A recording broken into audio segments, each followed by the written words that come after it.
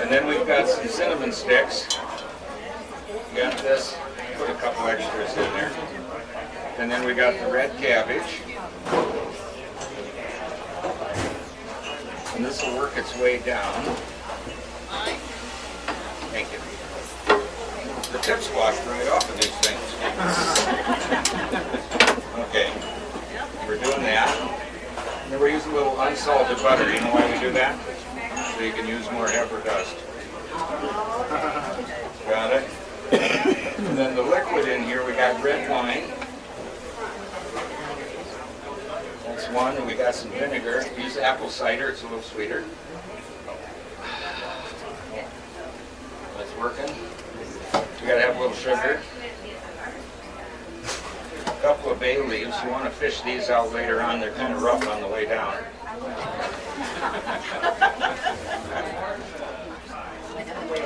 On the way out.